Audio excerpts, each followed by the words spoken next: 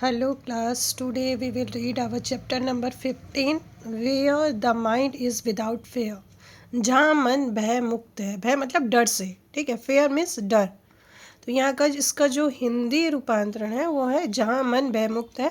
और ये जो कविता है ये रविन्द्रनाथ टैगोर जी ने लिखी थी। और ये इनकी जो कविता है उनका जो कलेक्शन था, पोएम का कलेक्शन जिसका नाम गीतांजलि है, 1910 में उन्होंने जब अपना उनका एक कलेक्शन उनका प्रकाशित हुआ था, उसमें नंबर 35 पे ये पोएम है।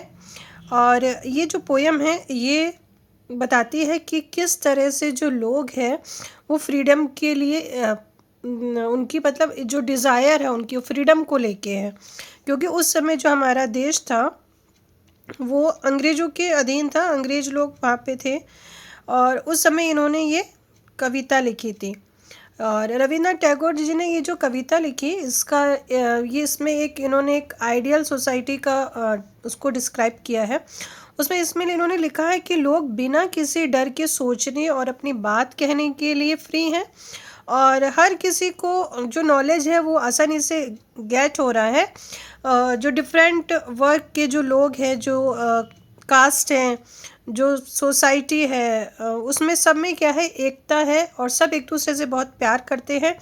सब में ईमानदारी है और सच्चाई है, और जो लोग हैं वो कंटिन्यू प्रोग्रेस पे हैं और अपनी इम्प्रूवमेंट के लिए वो लोग काम कर रहे हैं। तो ऐसा इन्होंने इसमें बताया है। तो चलिए स्टार्ट करते हैं इस पोएम को, और जहाँ पे आपको लाइन बाय लाइन दिया भी है तो आप लोग और भी अपने अच्छे से देख सकते हैं। तो चलिए स्टार्ट करते हैं हम लोग अपनी poem where the mind is without fear. Okay, तो पोएम है, देखिए। Where the mind is without fear and the head is held high where knowledge is free. ठीक है, इस लाइन का मीन्स है जहाँ मन भय मुक्त है, भय मुक्त मतलब जहाँ डर से बिना किसी डर के है, और सिर ऊंचा है। ऊंचा कब होगा, जब हम किसी से डरेंगे नहीं, किसी से घबराएंगे नहीं, तो हमारा सिर क्या होगा, ऊंचा होगा। और ज्ञान मुफ्त है, यानी कि सब लोग बहुत ही ईजिली ज्ञान को गेट कर रहे हैं। ठीक है, अब ऊपर दी गई पंक्तियाँ एक ऐसी जगह का वर्णन करती मतलब हमारे भारत की एक ऐसी छवि को दिखाती है जहाँ लोग निडर हैं और आत्मविश्वासी हैं, पूरे आत्मविश्वास से भरे हैं और सम्मान के साथ अपना सिर ऊंचा रखते हैं। अगली पंक्ति सभी के लिए शिक्षा और सूचना तक पहुंचाने के महत्व पर जोर देती है। ज्ञान को प्रतिबंधित या सीमित नहीं किया जाना चाहिए, बल्कि सभी को सीखने और आगे बढ़ने के अवसर दिए जाने चाहिए। ये हमारे स्वतंत्र भारत जब होगा तो उसमें ये बात कही गई है। ठीक है, तो हमारे रविन्द्रनाथ टैगोर जी ऐसा सोचते हैं, इसलिए उन्होंने कहा कि जहाँ पे किसी को कोई चीज़ का डर नहीं है, सभी लोग आसानी से वो चीज़ पा सकते हैं जो उन्हें पानी चाहिए। ठीक है, वर्ड मीनिंग जो है आप लोग देख लेंगे इसमें। सेकंड है where the world has not been broken up into fragments by narrow domestic wall. अब फ्रैगमेंट मीन्स क्या हो गया, टुकड़े अलग अलग, domestic related to the home, और रनिंग हाउस यानी कि घर या घर चलाने संबंधी। तो ये लाइन क्या बताती है, जहाँ दुनिया टुकड़ों में नहीं बटी है सकड़ी घरेलू दीवारों से। इसका मीन्स ये है कि ये पंक्ति एक एकता की अवधारणा का परिचय देती है। एकता मतलब हम सब आपस में एक हैं। एक आदर्श दुनिया में लोग सामाजिक बाधाओं से विभाजित नहीं होते, मतलब कोई कास्ट का, कोई धर्म का, कोई जाति का से कोई संबंध नहीं है। सब एक मानवता को लेकर सब लोग एक हैं। तो ये एकता का परिचय देती है।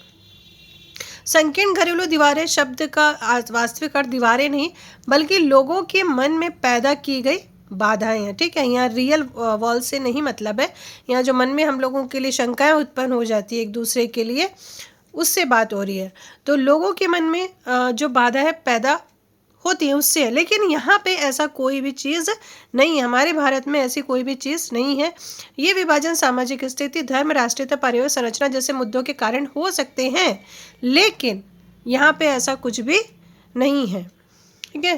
तो हमारी जो दुनिया है, हमारा जो भारत है, वो बटा हुआ नहीं है इन सब चीज़ों से, कोई जाति से, धर्म से, राष्ट्रीयता से, परिवार से, इनसे कुछ भी बटा हुआ नहीं है, हम सब एक है। तो यहाँ एकता का परिचय दे रहे हैं ये लोग। Where words come out from the depth of truth, where tireless starving scratch is arm toward perfection। ठीक है, जहाँ शब्द सत्य की गहराई से निकलते हैं, जहाँ अथक प्रयास पूर्णता की ओर अपनी बाहें फैलाता है।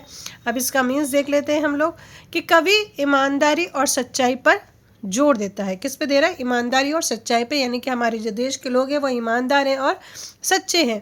एक आदर्श रास्ते में लोग खुलकर और ईमानदारी से संवाद करते हैं, यानी कि बातचीत करते हैं, और उनके शब्द उनके सच्चे विचारों और भावना को दर्शाते हैं, शो करते हैं कि वो वास्तव में सच्चे हैं, उनकी भावनाएं सच्ची है।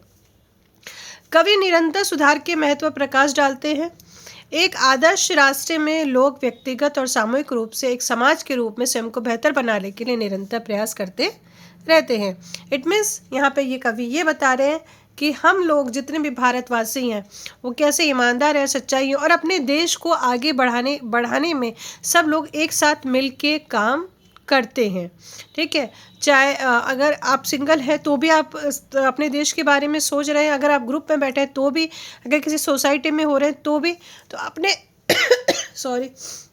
अपने देश को और खुद को एक ईमानदार और प्रगति के पथ पे आगे निरंतर बढ़ने का प्रयास कर रहे हैं।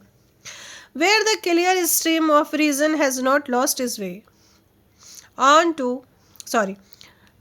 onto the dreary desert sand of that habit, जहाँ तर्क के स्पष्ट धारा ने अपना रास्ता नहीं खोया है मृत आदत की उदास रेगिस्तान में। इसका मीन्स कि ये पंक्ति एक रूपक है। रूपक मतलब जब हम किसी की उपमा दे देते हैं, ठीक है, तो आदत को नीरस रेगिस्तान की उपमा दी गई है, उसकी बात कही है। तो ये पंक्ति एक रूपक है, तर्क की स्पष्ट धारा आलोचनात्मक सोच और तर्क का प्रतिनिधित्व करती है। मृत आदत की नीरस रेगिस्तान रेत परंपराओं या पुरानी प्रथाओं का मूंद कर पालन करने का प्रतिनिधित्व करती है। इट मीन्स हम लोग जो है अब पुरानी प्रथाओं को आंखें मूंद के हम लोग उसका पालन नहीं कर रहे हैं। ठीक है, कवि ये कहना चाहता है कि आदर्श समाज के सदस्य तर्क और विवेक का प्रयोग करते हुए पुरानी परंपराओं का आंखें मूंद कर पालन नहीं करते हैं, यानी कि जो जैसा था उसको वैसा नहीं, बल्कि अब क्या कर रहे हैं, वो लोग सोच समझ के उनको फॉलो कर रहे हैं।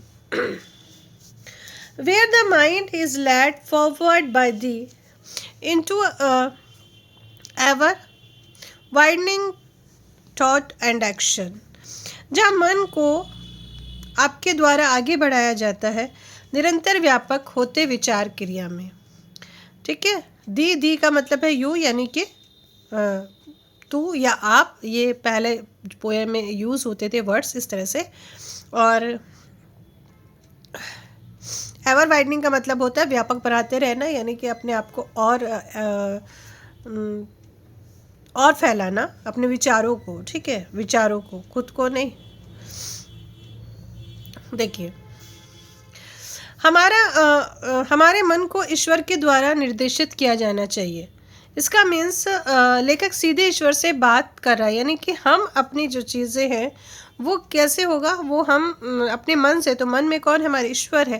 तो इसलिए लेखक क्या करे, सीधे ईश्वर से बात करने की बात करें। जब मन को मार्गदर्शक शक्ति के द्वारा आगे बढ़ाया जाता है तो नए विचारों की खोज करता है, दुनिया के बारे में अपनी समझ का विस्तार करता है और अपने दृष्टिकोण को व्यापक बनाता है। ये विस्तृत ज्ञान अधिक सार्थक और प्रभावी कार्यों में परिवर्तित होता है जो एक बेहतर समाज के निर्माण में योगदान देते हैं। ठीक है, यानी कि आपके मन में अगर कोई भी उलझन हो, कोई भी चीज़ हो, तो आप अपना मार्गदर्शन खुद करेंगे जब आपको नई चीज़ें और ज़्यादा आपको मिलेंगी। और फिर आप क्या होगा, अपने सामने वाले का या अपने सोसाइटी का, परिवार के, उनकी समझ आपकी जो समझ है उनके प्रति वो और ज़्यादा विस्तृत होगी, एक नया दृष्टिकोण बनेगा और आप अपना जो काम है और भी अच्छे से आप कर पाएंगे और एक बेहतर समाज के निर्माण में अपना योगदान दे पाएंगे। Into the heaven of freedom my father let my country awake, स्वतंत्रता के उस स्वर्ग में मेरे पिता मेरे देश को जगाओ। ठीक है, ये ईश्वर से प्रार्थना कर रहे हैं Tagore ji. Haven of freedom मतलब स्वतंत्रता का स्वर्ग। इसमें क्या, अच्छे विचारों, अच्छे शब्दों, अच्छे कर्मों की पूर्ण स्वतंत्रता की स्थिति है, साथ ही दूसरों का सम्मान भी करना। ठीक है, ये पंक्ति एक याचना या प्रार्थना है। पिता शब्द एक बार फिर से किसी दैवीय शक्ति की संभावित व्याख्या पुष्ट होती है, यानी कि वो भगवान से क्या कर रहे, प्रे कर रहे हैं अपने देश के लिए। कवि कहते हैं कि उसका जो देश है भारत, वो जाग उठे और स्वतंत्रता की स्थिति को प्राप्त करे, एक स्वर्ग जहाँ लोगों के पास सम्मान, ज्ञान और शक्ति हो। यानी कि वो ऐसे भारत का निर्माण करना चाहते हैं कि जहाँ पे लोग क्या हो, एक तो पूरा जिसमें डर ना हो लोगों में, एकदम खुल के वो जिएं, खुल के अपने विचारों को एक्सप्रेस कर सकें और एक दूसरे के साथ प्रेम भाईचारे के साथ रहे, ईमानदारी के साथ रहे, सच्चाई के साथ रहे। और हे प्रभु, आप मेरे भारत देश को ऐसा उठाइए, आप जगाइए, यानी कि लोगों में ये चीज़ भरिए आप, है ना, जहाँ पे मेरा देश क्या बन जाए, एक स्वर्ग बन जाए और वहाँ मेरे लोगों के पास सम्मान हो, ज्ञान हो और शक्ति हो। क्योंकि अभी तो वो क्या कर रहे, जो अंग्रेज है उनसे दब के वो लोग रह रहे। तो ये पोयम 1910 में लिखी गई थी, 1910 में गीतांजलि का जो कलेक्शन आया था उसमें लिखी हुई है ये।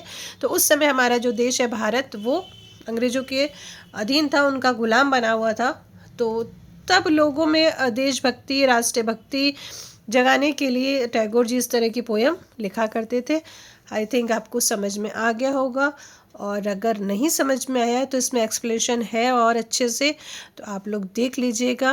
और फिर मिलेंगे न्यू चैप्टर में। आई थिंक हमारे चैप्टर फिनिश हो गए होंगे आपके बुक के। फिर ओके, और दूसरे चैप्टर में मिलते हैं, दूसरी क्लास में मिलते हैं। तब तक बाय बाय, टेक केयर।